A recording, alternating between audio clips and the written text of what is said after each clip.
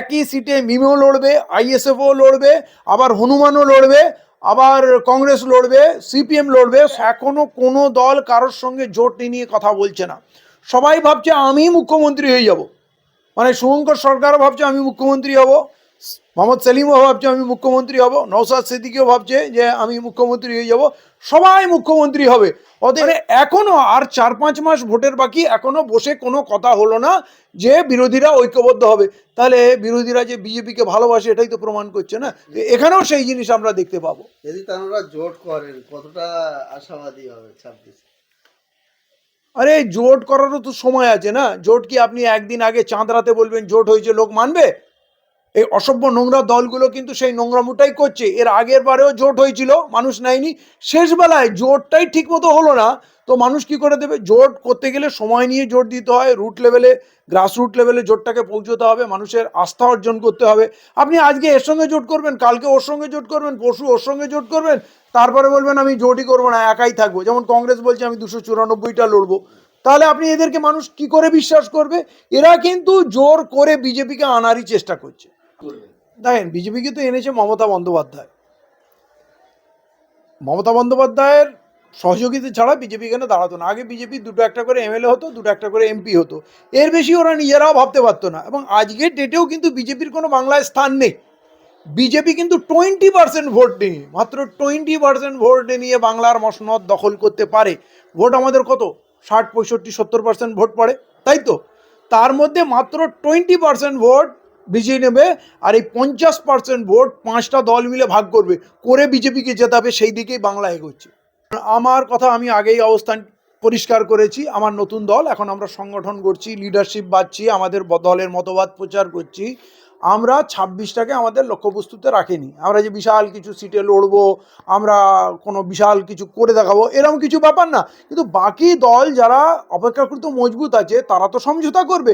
তাহলে তুমি রাজনীতিটা কার জন্য করছো? দলের জন্য করছো না মানুষের জন্য করছো? মানুষ এই তৃণমূল থেকে মুক্তি চায়। আজকে কিন্তু তৃণমূলের বেশ ভেঙে চুরমার হয়ে গেছে। আজকে এই অবস্থায় বিকল্প সুষ্ঠুভাবে আসলে মানুষ কিন্তু লুভে নেবে, কিন্তু সেই কাজটা করছে না। আর যেহেতু 26-এ আমাদের বিশাল কিছু টার্গেট নেই, অতএব আমরা যে ভোট কাটবো, বিশাল সংখ্যক সিট দেবো, আমরা এটা সচেতনভাবে বুঝে কিন্তু এই দিকে আমরা এগোচ্ছি না। আমরা এখন সংগঠন করছি। এর পরবর্তীকালে আমরা হয়তো আমাদের রাজনৈতিক এজেন্ডা নিয়ে সেটা সামনে আসবো। আগে লোক সামনে আমাদের দলের কর্মসূচিটা তো পেশ করি, আমাদের নীতি আদর্শটা পেশ করি। এই যে পুরো দেশে একটা নীলা ঝড় চলছে, পুরো দেশে আম্বেদকরবাদী শক্তির একটা উত্থান হচ্ছে, আমরা তার একটা পার্ট, আমরা সেই কাজটুকু করছি।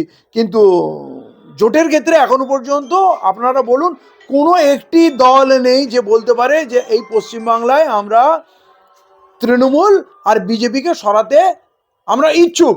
মুখে ভাষণ অনেকে মারছে, কিন্তু গ্রাউন্ড লেভেলে কেউ কিন্তু এটা চাচ্ছে না।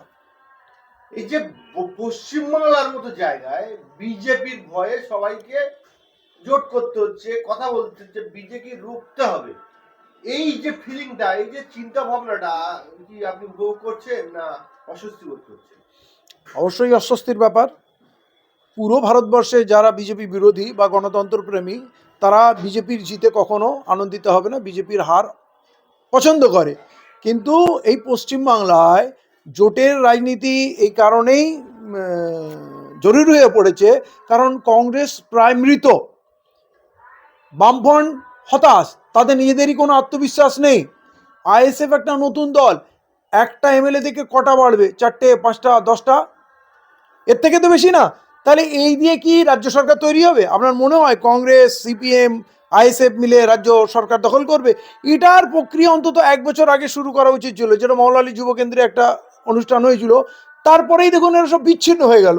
যেমন আজকে যেমন মানে কনস্টিটিউশন প্রোটেকশন ফোরামের মঞ্চের খুব চাহিদা, কিন্তু মঞ্চকে মাঝে মাঝে হয়তো ওই চাঁদ ওঠার, ঈদের চাঁদ ওঠার মতো দেখা যায়, তারপর আবার গায়েব হয়ে যায়। তাহলে কোনো একটা কোনো ফোরামকে, কোনো মঞ্চকে, কোনো জোটকে কি আপনারা কংক্রিটভাবে সামনে পাচ্ছেন যার পিছনে মানুষ ছুটবে? এই দলগুলোই তার জন্য দায়ী। দেখলাম যে একজন পর্দানশীল মুসলিম সম্প্রদায়ের তিনি মহিলা, তার মুখের পর্দা খুলে দিচ্ছেন বিহারের মুখ্যমন্ত্রী নীতিশ কুমার, কি বলবেন? খবরটা কাল থেকেই নজরে আছে। মানে যে কোনো সুস্থ মানুষ মাথা ঠিক রাখতে পারবে না। ওই দৃশ্য এতটাই অসভ্য, নৃশংস। মানে একজন মহিলার নাকাব একটা মুখ্যমন্ত্রী ধরে টানছে, মানে সত্যি কথা বলতে কি ওই মুহূর্তে ওই মেয়েটি যদি চটি খুলে মুখ্যমন্ত্রীর মুখটা লাল করে দিতে পারতো তাহলে আমার মনে হয় জানটা ঠান্ডা হতো। আমি যদি সামনে পেতাম তাহলে আমিও দুঘা ঘষিয়ে দিতাম। এটা একটা ফুটপাতিয়া বাজারু লোক ছাড়া আর কিছু না, হতে পারে মুখ্যমন্ত্রী, ও যে বিজেপি আরএসএস এর লোক এইটা প্রমাণ করছে ওর নগ্নতা, ওর নোংরামু। পুরো ভারতবর্ষের মহিলারা এখন তো হিন্দু মুসলিম সবাই ওকে ঘৃণা করছে, যা তা বলছে, অপমান করছে, এবং সত্যি অপমানের যোগ্য। ও মুখ্যমন্ত্রীর পদে থাকার উপযুক্ত না, মুখ্যমন্ত্রীর নামে কলঙ্ক। কিন্তু যেটা আমি ভয়ঙ্কর দিক দেখছি, এটা শুধু ওর অসভ্যতা না বা শুধু ওর নোংরামো না, লালসা না, ও যেটা ইঙ্গিত দিল পুরো ভারতবর্ষের হিন্দুত্ববাদী গুন্ডাগুলোকে, হিন্দুত্ববাদী সন্ত্রাসীগুলোকে সংকেত দিচ্ছে যে মুসলমানদের মহিলাদের হিজাব নাকাব ছিঁড়ে ফেলো, তাদের সঙ্গে খারাপ ব্যবহার করো, তাদের অত্যাচার করো, ধর্ষণ করো, আক্রমণ করো। একটা মুখ্যমন্ত্রী একটা সিগন্যাল দিচ্ছে যে এদের মারার সময় এসে গেছে। এই সময় যদি মুসলিমরা সচেতন না হয় আর ওলামারা যদি মুখ না খোলে, তারা যদি চাটুকারুতায় লেগে থাকে, তাহলে কিন্তু ভয়ঙ্কর অবস্থা হবে। এখনো আমরা এই কথা বলবো যে আমরা ভালো ভদ্রলোক, আমরা রাজনীতি করি না। তাহলে ভদ্রলোক রাজনীতি করবে না তো ছোট লোকরা রাজনীতি করবে? আর ছোট লোকরা রাজনীতি করছে বলে আজ আমার মা বোনের ইজ্জত খাতরায় চলে এসছে। অতএব এইটা ঘুরে দাঁড়ানোর সময়, লড়াই করার সময়। এবং আমি শুধু এটা মুসলিম মহিলা বলে দেখছি না, আমার রাজস্থানী বোনেরাও মাথায় ঘোমটা দেয়, আমার খ্রিস্টান নানরাও দেয়, আমার রামকৃষ্ণ মিশনের বোনেরাও দেয়, যারা সন্ন্যাসিনী আছেন, খ্রিস্টান মিশনারিতেও দেয়। সকলেই, সমস্ত ভারতবর্ষে একটা পর্দার ঘোমটার ঐতিহ্য আছে। এখন হয়তো একটু ওয়েস্টার্ন কালচার এসে গেছে, তার সাথে একটা চিফ মিনিস্টার এই কাজ করছে, মানে এটা পুরো ভারতবর্ষকে একটা সিগন্যাল দিচ্ছে। ও তো প্রধানমন্ত্রীর দাবিদার, সেই রকম একটা লোক এত নীচ কাজ করেছে, মানে এটা বলে ব্যাখ্যা করা যাবে না। কিন্তু যদি এখনই সমস্ত পিছিয়ে পড়া জাতি ধর্ম নির্বিশেষে সবাই যদি ভারতবর্ষকে মুক্ত না করে এই সন্ত্রাসীদের হাত থেকে, কোনো বোন কোনো মা সুরক্ষিত থাকবে না। আমি সেই বিপদ দেখতে পাচ্ছি। এহেন আচরণ কেন? তার মানে তিনি বলতে চাচ্ছেন যে যে মুসলিম যারা মহিলারা আছে, একজন চিফ মিনিস্টার, তার কাছে সবাই সমান।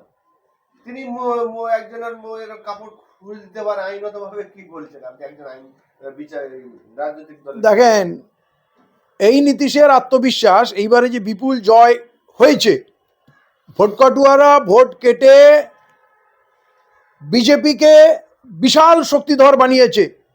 অতএব ওরা বুঝে গেছে যে এখন এই দলিত মুসলিম আদিবাসীদের আমরা মারি কাটি বা ওদের ধর্ষণ করি, যাই করি, এটা অ্যাকচুয়ালি অহংকার। এই যে হিজাব ধরে টানলো না, এটা অহংকার। আমার কে কি করে নেবে, আমি তোর পারলে রাস্তায় ফেলে রেপ করে দেবো, তাও কিছু করতে পারবো না। এই অহংকারের এটা বহিঃপ্রকাশ। এবং এর জন্যে আমাদের ভারতবর্ষের ভোট কাটুয়ারা অনেক অংশে দায়ী। নাহলে বিজেপি আজকে, আমি ভোট কাটুয়ার বলতে আমি কংগ্রেস থেকে আরম্ভ করে সবাইকে মিন করছি, বিজেপির ভোট ভাগ হচ্ছে না। বাকি বিজেপি বিরোধী ভোটটাকে ভাগ করে বিজেপিকে গদিতে বসানোর দায়িত্ব এরা নিয়েছে।